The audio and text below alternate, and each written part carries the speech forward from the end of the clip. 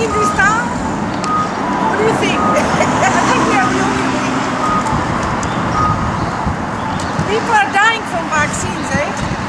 We just represent the awakened ones.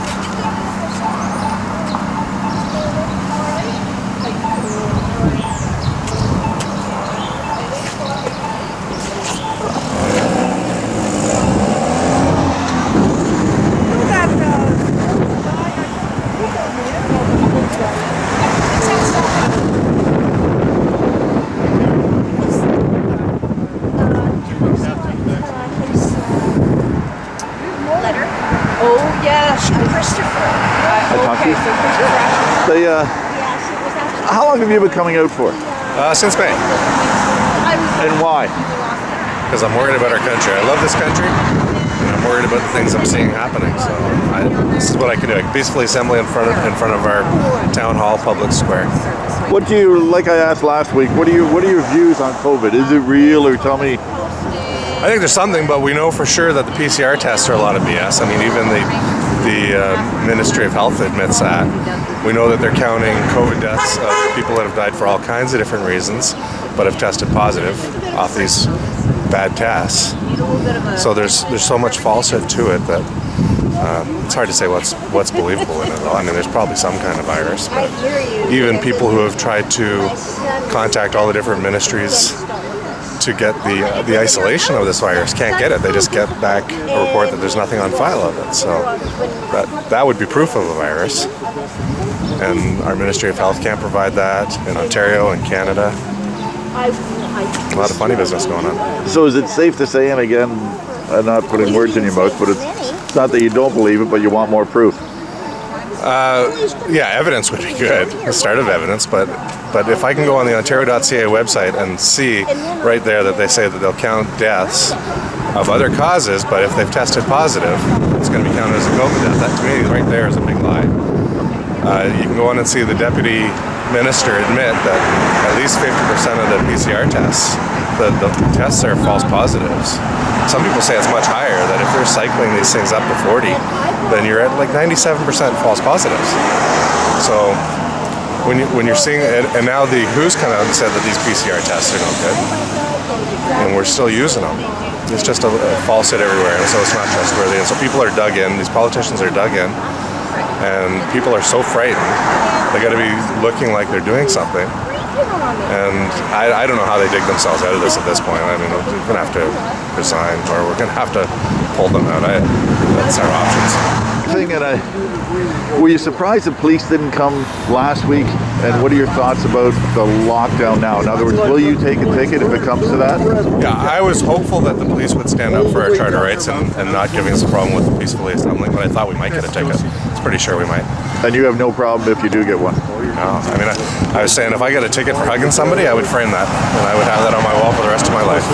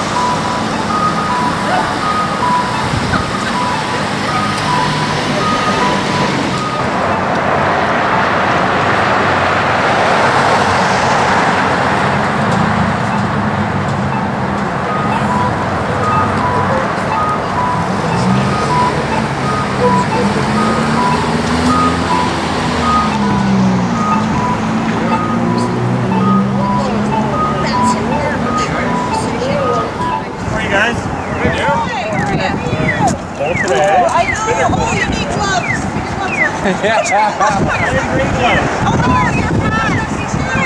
okay. I'm alright. How are you guys? Good. Staying warm? The moment is coming out. Your hat is too cold to meet in. The witch is what? Your hat is the mom is coming out in it, and you need some gloves. Yeah. Sorry. Yeah. Did not get cold. Yeah. Oh, this is nothing. Oh, the wind's a little bad here. That's actually why we're trying to get it's like all the Yeah, I know, eh? Yeah. Okay, alright, we'll see you. Might see you where we're going to be on. Yeah. Yeah. Oh, yeah, with the wind chill though, I bet it's probably minus 10, 12. Yeah. Have a good one. The thing's minus 5 and I left. Talking to you. That might be it. That might be for us. Graham, I was talking to Todd and Josh. Yeah, that was me. I texted our lady. Yeah. So yeah, you did talk to them. They said they're going to have a conversation with you guys, right? Yeah. Yeah, Let's keep doing what we're doing. No, and that's the thing. You guys have been really respectful. We really appreciate it. We're mindful of the only thing that I was talking about earlier is just being mindful of your flag. Like today's pretty. You know, and then people are trying to use the sidewalks to come through and that sort of thing too, right? And your groups trying to keep them for us. You guys are pretty good, right? So, sorry, Pete. So for us, it's kind of we're not here to cause problems for you, just like you're not here to cause problems for us, right? And I really appreciate you guys, you know, trying to keep yourselves in that position. And I'm glad you guys are taking a different stance. Well, and we're all kind of in different places right now. And the Cobourg police we're here to talk to you guys about this, and we're you guys haven't given us cause to do anything where we're going to be issuing tickets or there's a few avenues, but right now this is where we are. You know, we're here to work with you guys like you guys are with us. Okay. All right. We appreciate it, and we really appreciate from what the guys said yesterday. It was a really productive conversation you guys had, and thank you. It was great. So yeah, but the one thing just bear in mind, I mean, we're not here to say that there isn't going to be a point that something might have to happen, and but you guys are in that position, and from what I understand from Josh and from Todd is that you guys are going to put yourself in a position where we have to do, to make arrests and that sort of thing. We're going to be peaceful. Yeah, and you guys, like they said, you guys have a clear message to get across, and you don't want to have that message misconstrued because of all the other noise, right? So I really appreciate you guys, No, and like I said, we appreciate the dialogue. We appreciate the feedback, absolutely. All right, guys. And we're getting a lot of good feedback from the townspeople. Right. Yeah, and that's where I said, like, we're here for you guys, we're here for them as well. We're not interested in you guys getting into arguments with anybody on the street, as well as them not getting in arguments with you. Yeah, discussing we don't mind. No, exactly. That's what it's all about, right? Party Canadian debate, though. Yeah. All right. So you guys are here till about 3? Depends on I know why you're pointing in the sun. That's why we're Shady here. over here, right? But yeah, put your gloves on. Get some All the hot stations pockets right there. I'm not, like I said, we're not here. We're not hanging out with you guys, making sure that you're not, everything that we're doing is appropriate. we're just exercising our rights to free speech. When is this all gonna end? In the what? When is this gonna end? Oh, I don't know. It's like I said, this isn't going away anytime soon. So I mean, we're here to make the best decision we go. And you guys must be in a fairly difficult position. Being police officers. You sympathize with him, We have jobs to do, right? And Yeah, I think exactly. we'd rather work with you guys and get into a position where Yeah, absolutely. So it's challenging times for a lot of people. Everybody's protected your family, your family, everybody. So, you want to just make people aware of what's going on, and this is not about the virus. We know that. I appreciate you guys. Just trying to make people aware. That's about it, Okay. All right, guys. Thanks a lot. Have a good day. Take care. Cheers. Stay warm. Guys, enjoy your day. You too. Chief Paul Vandergraaf, can you tell me about the services take on the protesters in front of Victoria Hall and how that's continuing? You know what? We're into continued unique times here in Ontario, and this current lockdown that we're facing is putting pressure on all members of our community, regardless of what people think or believe. And currently in Cobourg, like other communities across the province of Ontario, we have a group of individuals who have a voice, and they're exercising their voice. And really what we're focusing on is trying to educate, trying to engage everybody who's involved in everything, be it the shoppers, be it people who are moving about the town, trying to work with the stay-at-home, stay safe order that the province has put in place.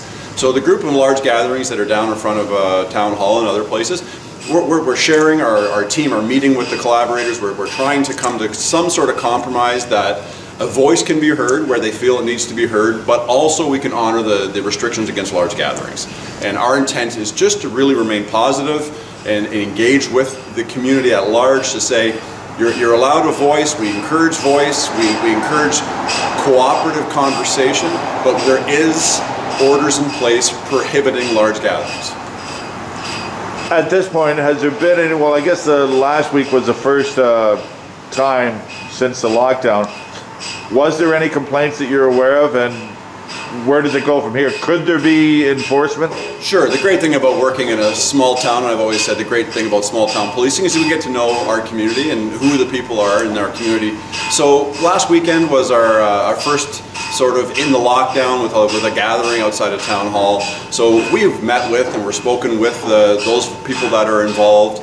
We took good action there. I thought the members of our police service did a professional job and a very, very respectful job, and didn't get into arguments or into debates about what was right or wrong. We just monitored the situation. But as we continue to educate, we got to move that bar. So we've done a lot of communication, we've done a lot of engagement, we've done a lot of education. Unfortunately, we're really getting close to that other E around enforcement. The provincial orders are there to enforce. We have conferred with the Crown prosecutors about necessary and what needs to be done. We don't want to repeat what's happening in other communities where our officers are at odds with anybody within this large gathering. So we really believe our educational approach has been really, really important. Last weekend we did receive, I think, around 5 complaints from members of our community. The staff at the front desk did an amazing job. We actually listened to a few of the recordings and explained, tried to re-explain and re-educate and re-engage. So this is just another opportunity for us to educate the community and try to work collectively for what is hopefully going to be coming to an end of this pandemic. Last question, and just a general one. What's the community been like for, if I can say for lack of a better word, obeying the lockdown? You know what, at the risk of jinxing everything, I just want to thank everybody in the town of Cobourg. Our community has done a fantastic job. We have had complete order, calm. We've had, when it first came out, we had a few complaints about neighbors calling on neighbors, if you will. But lately, the community has really bought in. I'm not seeing large lineups. We're not getting the calls to break up people or throw people out of businesses. The businesses are complying. I really believe the retail situation, especially in the downtown business area here, they've really got to this curbside business very quickly. So all my, from a chief, again, I hope I don't jinx this, but I'm the luckiest guy going right now.